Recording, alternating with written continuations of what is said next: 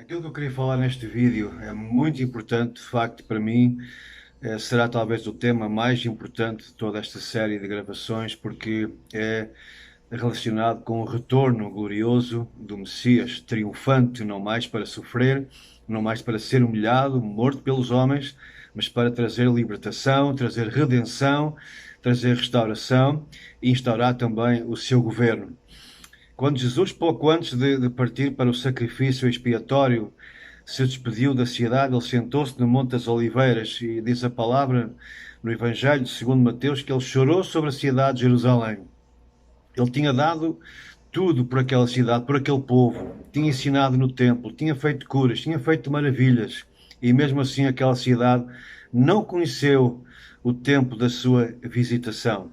E agora ele estava prestes a dar a sua vida, mas a cidade iria votar a favor da sua morte, da sua rejeição, dizendo aquela multidão instigada pelos religiosos: queremos Barrabás, queremos o criminoso, queremos o malfeitor, mas crucifica esse que se diz o Messias, o Filho de Deus. Então o Senhor Jesus diz aqui o texto: Jerusalém, Jerusalém, que matas os profetas e apedrejas os que te são enviados. Quantas vezes que eu quis ajuntar os teus filhos, como a galinha ajunta os seus pintos debaixo das asas, e tu não quiseste. Eis que a vossa casa vos ficará deserta, porque eu vos digo que desde agora me não vereis mais, até que digais: bendito o que vem em nome do Senhor. Repare que quando o Messias se despediu de Jerusalém, chorando pela cidade e pronunciando um futuro desolador, a casa ficaria deserta, a cidade seria destruída daí a 40 anos, mas ele não anunciou uma despedida definitiva. Ele não disse: nunca mais me verás, mas ele disse: até que digais. Eu vos digo que desde agora me não vereis mais, até que digais: Baruch atah Adonai, bendito o que vem em nome do Senhor. O que significa que há um tempo, há um advérbio do tempo. Chegará o dia em que a cidade vai reconhecer que afinal Yeshua HaMashiach, Jesus é o Messias. Está confirmado em muitos outros textos, porque quando Jesus respondia à inquietação dos seus seguidores: será que tu vais restaurar o reino a Israel? Lembra-se que esta foi praticamente uma das últimas perguntas, está lá no livro dos Atos. Diz assim: aqueles, pois, que se haviam reunido, ou seja, os discípulos, perguntaram-lhe dizendo: Senhor, restaurarás tu neste tempo o reino a Israel? E Jesus disse-lhes: não vos pertence saber os tempos ou as estações que o Pai estabeleceu pelo seu próprio poder. Isto quer dizer o seguinte, que Jesus não negou a evidência de que viria a restauração do reino a Israel. Este relógio do tempo de Deus, o Cronos de Deus, como que ficou parado por causa da rejeição do Messias. Mas chegará o dia, e Jesus disse que não é problema nosso, não nos compete a nós fazer as contas, fazer os cálculos, isso está nas mãos do Pai, mas ele não negou que vai chegar o dia em que o reino será restaurado a Israel. Sabemos que isso vai acontecer no Kairos de Deus, no tempo de Deus. Deus vai restaurar, vai trazer de volta a soberania a Israel, juntando as tribos do norte com o sul. Não haverá mais Israel e Judá, mas todo aquele povo se reunirá outra vez sob o reino do Messias Jesus. Mas isso, para acontecer, só poderá ser quando Jesus vier fisicamente reinar sobre a terra. Não acontece ainda. Israel é uma democracia, é um governo humano, mas um dia, quando Jesus, e a expressão de Atos é: ele há de vir assim como para o céu o vistes ir, ou seja, ele virá fisicamente sobre Jerusalém para reinar, porque ele subiu de Jerusalém. Obviamente, da mesma forma, ele descerá também a Jerusalém. Este é aquele reino prometido desde muito tempo atrás, desde os profetas. Ainda não foi concedido aos filhos de Deus. Nós somos cidadãos do reino, mas ainda não reinamos ainda não governamos, ainda não administramos esse reino conforme está prometido. Sabemos que quando Jesus vier, então, essa realidade visível do reino se tornará manifesta. Em Daniel 7:27 diz que o reino e o domínio e a majestade dos reinos debaixo de todo o céu serão dados ao povo dos santos do Altíssimo. O seu reino será um reino eterno e todos os domínios o servirão e lhe obedecerão. Em Mateus 25, 31, 34 diz: quando o Filho do Homem vier em sua glória e todos os santos anjos com ele, então ele se assentará no trono da sua glória e todas as nações serão reunidas diante dele e apartará uns dos outros, como o pastor aparta dos bodes as ovelhas, e porá as ovelhas à sua direita, mas os bodes à esquerda. Então dirá o rei aos que estiverem à sua direita: vinde, benditos de meu Pai, possuí por herança o reino que vos está preparado desde a fundação do mundo. Este é aquele mesmo reino, esta mesma basileia, a palavra domínio universal. Não é um reino local, não é um reino de uma certa nacionalidade.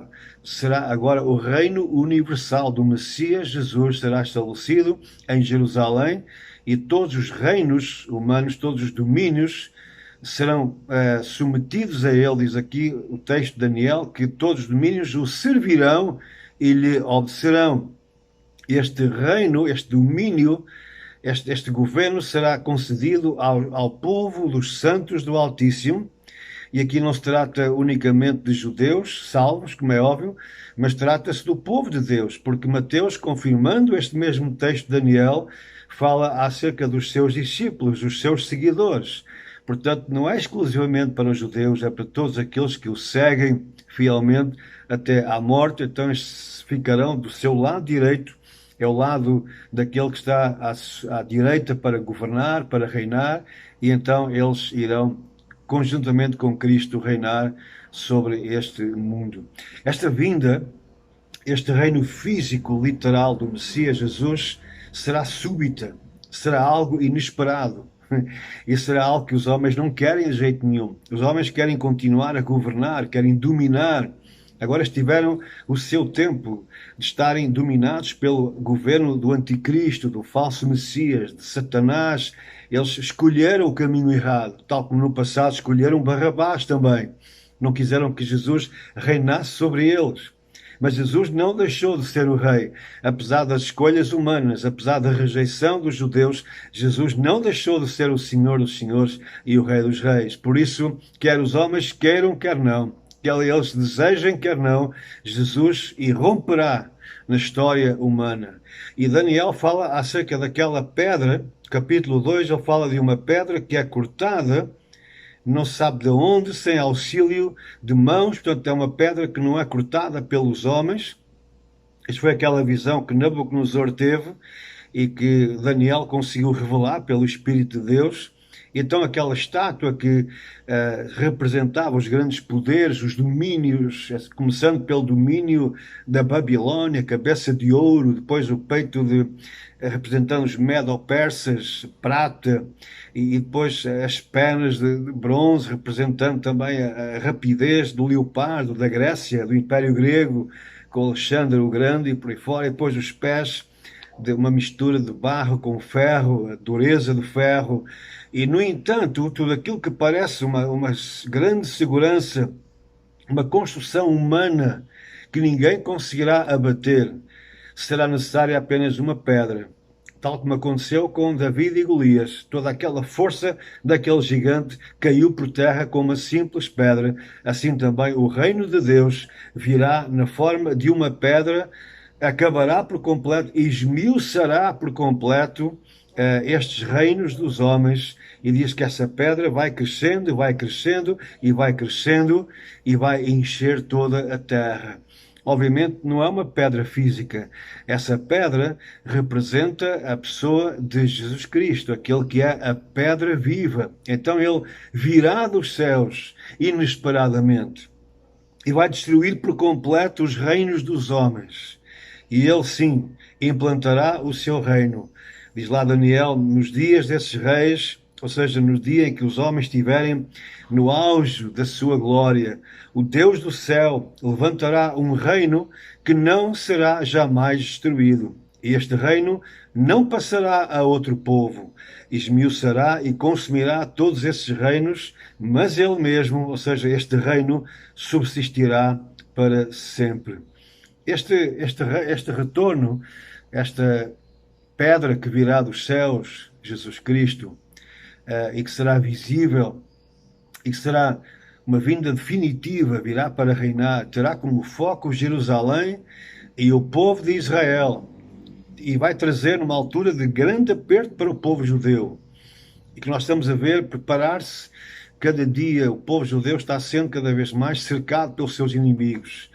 A questão de Jerusalém está a ser cada vez mais debatida. Agora, esta semana passada, a China, o representante da China, o ministro dos Negócios Estrangeiros, visitou a Arábia Saudita, foi ao Irão, foi à Turquia e também quer promover um encontro entre judeus e palestinianos para gerar o tal acordo de paz. Portanto, a Rússia também se quer envolver, para além do quarteto europeu e por aí fora. Portanto, Israel está cada vez mais isolado do mundo, está cada vez mais incompreendido, e a questão de Jerusalém começa outra vez a surgir no palco da história. Como, aliás, foi anunciado nos últimos dias, o Senhor disse que faria de Jerusalém uma pedra pesada, todos aqueles que mexerem nessa pedra vão sofrer as consequências. Jerusalém seria um cálice também que deixaria as pessoas tontas, ou seja, elas vão tomar decisões loucas, elas não sabem o que estão a fazer. Quando pegam na questão de Jerusalém, a ONU, a Europa, a Rússia, os Estados Unidos, com esta nova administração Biden e tudo mais, eles estão completamente embriagados, eles estão a tomar atitudes erradas, e eles não sabem que estão a caminhar para o juízo de Deus, porque o Senhor diz, lá no profeta Joel, que vai trazer juízo àquelas nações que dividirem o seu povo e dividirem também a sua terra. Então, quando Jesus vier, ele vai trazer, em primeiro lugar, libertação dos inimigos de Israel. E vamos já ver a grande batalha que vai acontecer em Jerusalém. Logo de seguida, ele trará a purificação e a redenção do povo de Israel e depois a restauração da cidade. E não é a Nova Jerusalém.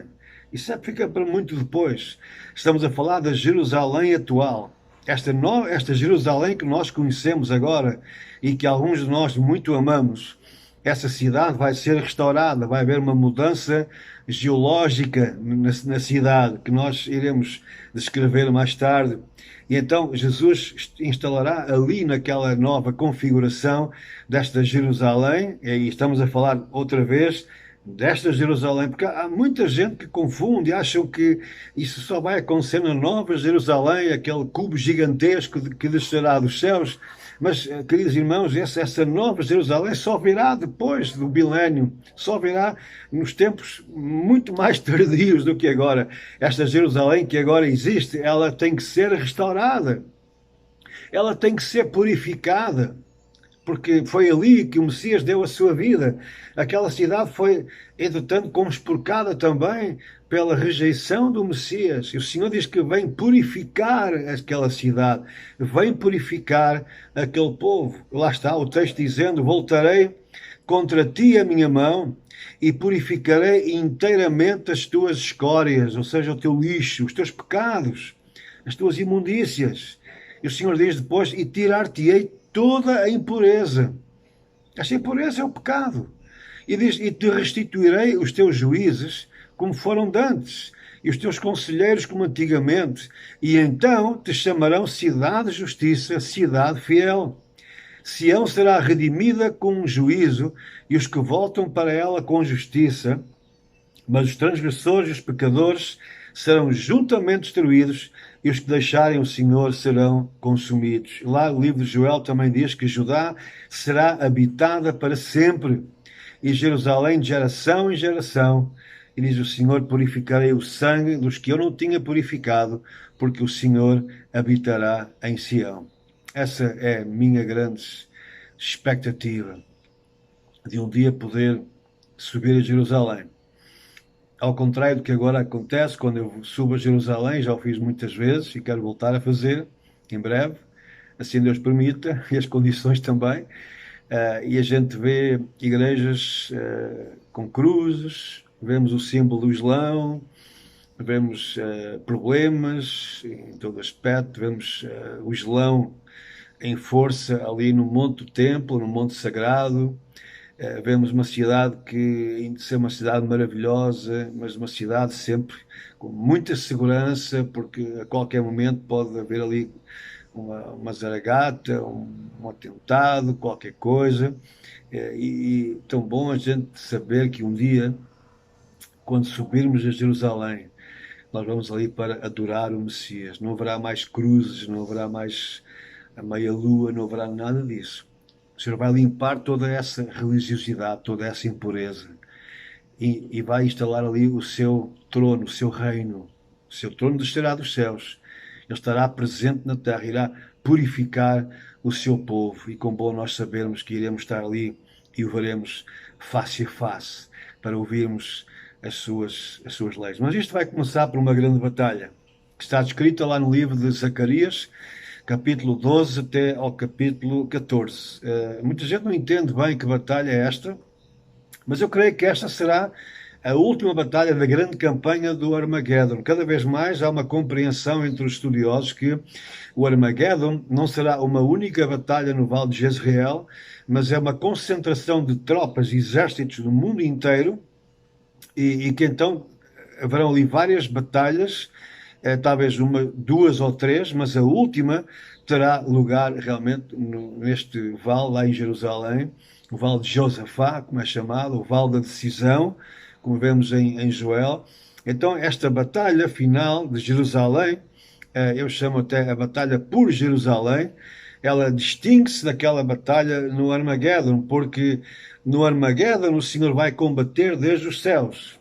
O Senhor vai destruir todos aqueles milhões e milhões, só do lado do Oriente virão 200 milhões, portanto será uma batalha tremenda, mas o Senhor dos céus vai desfazer toda aquela gente. Vão ser necessários meses e meses e meses para sepultar aqueles mortos, 7 meses, como nós já estudamos.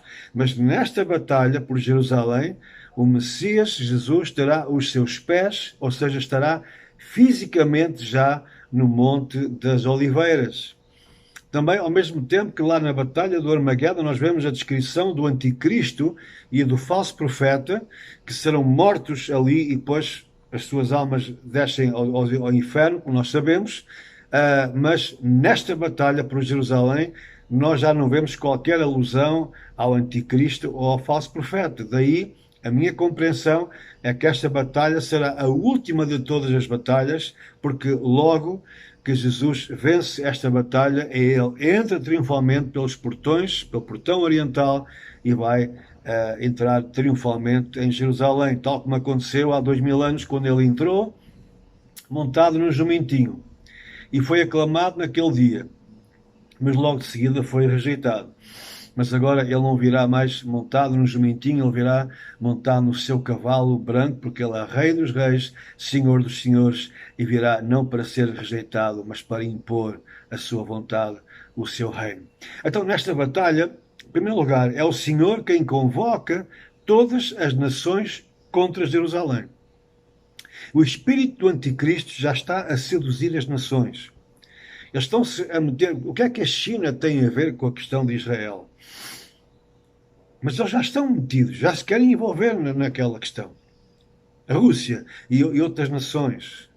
Todos dão os seus palpites. A União Europeia quer mandar, quer dividir a cidade a todo custo. Dizem que Israel tem que voltar às fronteiras de 67 e que a cidade de Jerusalém tem que ser dividida como capital de duas nações, a Israel e a Palestina. Irmãos, o que é que, de facto, o mundo tem a ver com os assuntos internos de uma nação como Israel?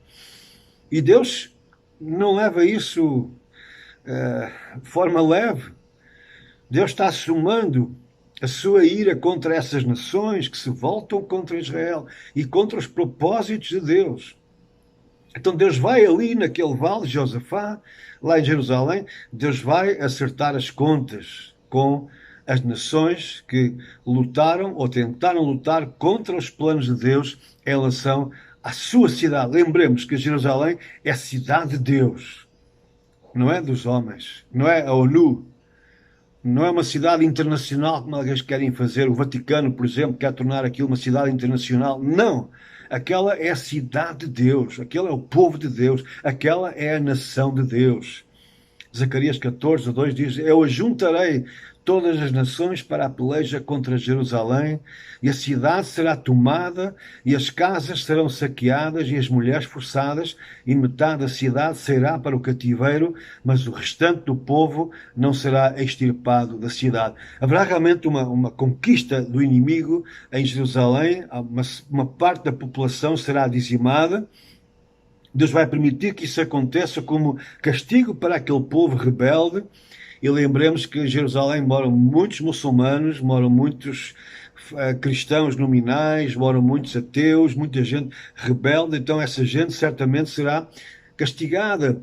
Diz lá depois que, em capítulo 12, o Senhor diz: ajuntar-se-á contra ela todo o povo da terra. Ou seja, as nações serão representadas neste ataque final a Jerusalém, que é instigado pelo próprio Satanás. Sofonias 3,8 diz: portanto, esperai-me, diz o Senhor, no dia em que eu me levantar para o despojo. Porque o meu decreto, diz o Senhor, é juntar as nações e congregar os reinos, para sobre eles derramar a minha indignação e todo o ardor da minha ira, porque toda esta terra será consumida pelo fogo do meu zelo. O Senhor diz que vai ajustar contas com as nações que se posicionaram contra Israel e contra os propósitos de Deus. Aquelas nações que impedem os judeus de voltarem à sua terra, como aconteceu com a Rússia, os pogroms, com aquelas nações como a Inglaterra, por exemplo, que estorvou a entrada dos judeus quando Israel se tornou um país independente, ou antes disso, desde 47, os britânicos colocaram-se ao lado dos árabes e tudo fizeram para que os judeus não conseguissem voltar à sua terra. Deus vai acertar as contas com a Inglaterra, com outros países que infelizmente causaram tantos males ao povo judeu. E sabem que é o Senhor mesmo quem vai travar esta batalha. Deus vai dar uma grande capacidade de luta ao seu próprio povo. Aquele povo de Israel que tem um exército fenomenal, com armas sofisticadas, mas mesmo assim vai precisar de algo mais. Vai precisar da força do próprio Deus para combater os seus inimigos. Diz a palavra: naquele dia, diz o Senhor, ferirei de espanto a todos os cavalos e de loucura os que montam neles. Mas sobre a casa de Judá abrirei os meus olhos e ferirei de cegueira a todos os cavalos dos povos. Então os governadores de Judá dirão no seu coração: os habitantes de Jerusalém são a minha força no Senhor dos Exércitos, seu Deus. E o Senhor diz ainda: naquele dia porei os governadores de Judá como um braseiro ardente no meio da lenha, e como um facho de fogo entre gavelas, e à direita e à esquerda consumirão a todos os povos em redor, e Jerusalém será habitada outra vez no seu lugar em Jerusalém.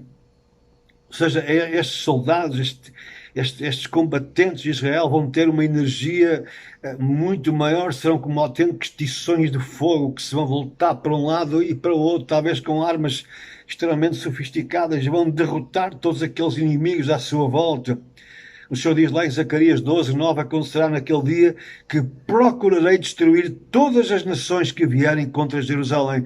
Por isso eu oro pela minha nação, para que a minha nação, ao contrário do que está a acontecer agora com este atual presidente, que é um antissemita, que já disse que Portugal nunca reconhecerá Jerusalém como capital de Israel. Esse nosso governante, infelizmente, está a tomar uma posição contra Israel, contra os propósitos de Deus. E eu oro para que Deus mude o coração dele, ou que mude os nossos governantes para que eles apoiem, como algumas nações já têm feito, mudando as suas embaixadas para Jerusalém, como fez agora recentemente o Kosovo. Já está a ter problemas com a Turquia e com outros países muçulmanos, mas eles mudaram a sua embaixada, como fez os Estados Unidos e Guatemala. Então é necessário que as nações entendam de facto qual é o propósito de Deus e se coloquem do lado de Deus. Que se instruam não pela política da ONU, mas se instruam pela palavra de Deus, porque o Senhor diz naquele dia, Ele vai destruir as nações que vierem contra Jerusalém.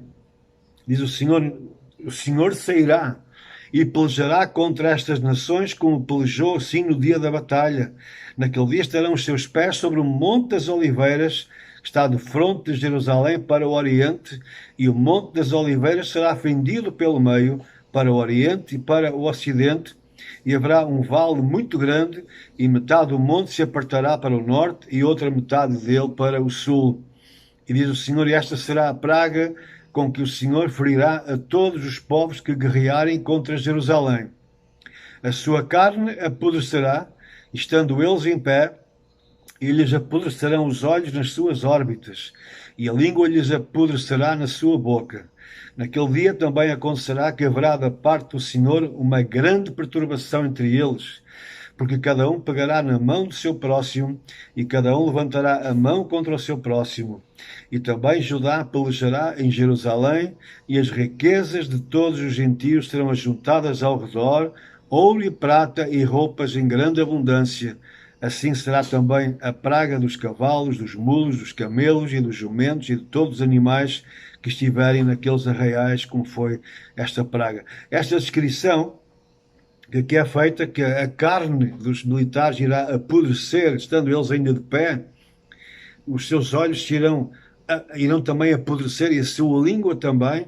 Isto é descrito e confirmado por uma possível guerra química. Uma guerra química produzirá exatamente estes efeitos. Ora, é isto que vai acontecer. É natural que Israel desenvolva uma arma química. Se é que eles já não a têm, não é? Eles não revelam muitos dos segredos militares, como é óbvio. É natural que eles já tenham esta arma química que, nesta última instância, em último caso, vai ser usada e então vai desfazer por completo a carne dos seus inimigos. O Senhor diz lá em Miqueias, capítulo 4, agora se congregaram muitas nações contra ti, que dizem, contra ti, contra Jerusalém, obviamente, e dizem o seguinte, seja profanada, e vejam os nossos olhos o seu desejo sobre Sião, mas não sabem os pensamentos do Senhor, nem entendem o seu conselho, porque as ajuntou como gavelas numa eira.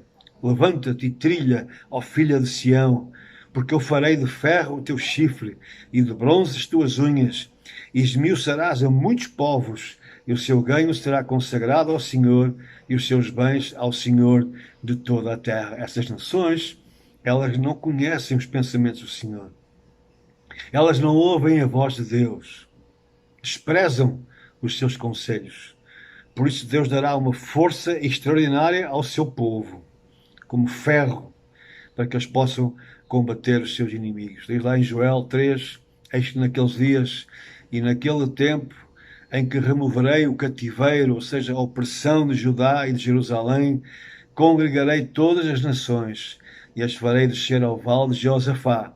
E ali, o vale de Josafá é em Jerusalém, rodeia aquele monte principal da cidade velha. Então é nesse vale que o Senhor vai congregar todas as nações, e ele diz, e as farei descer, e ali com elas entrarei em juízo por causa do meu povo e da minha herança Israel, a quem elas espalharam entre as nações e repartiram a minha terra.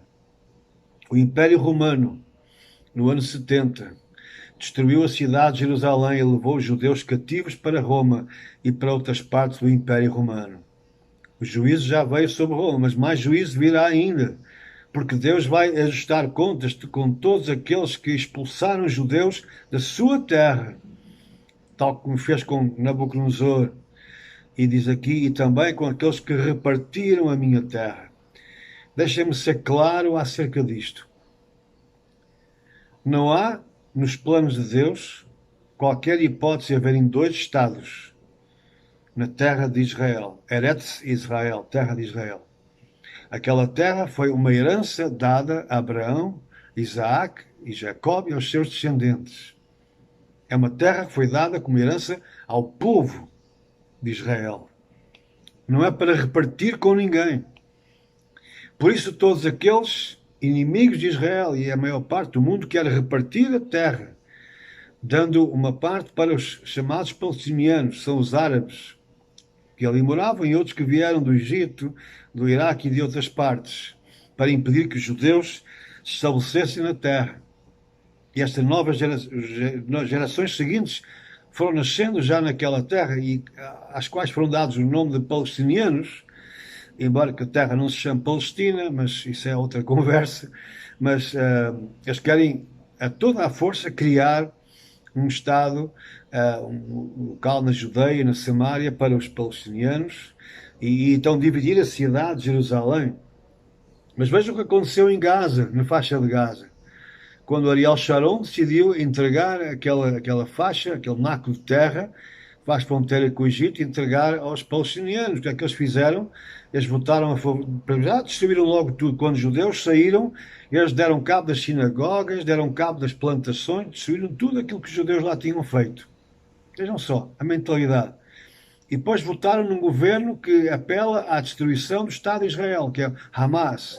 É o Hamas quem governa na faixa de Gaza. E desde aí milhares e milhares e milhares de rockets, de foguetes, têm sido disparados contra Israel, tentando matar as populações civis. Então é isso que as nações querem? Um povo que só consegue conviver com a guerra, com o ódio? Não é possível. Mas se isso acontecer, eu espero que nunca aconteça, mas se isso vier a acontecer, esperem pela resposta de Deus. Porque Deus vai ajustar as contas com essas nações. É muito sério.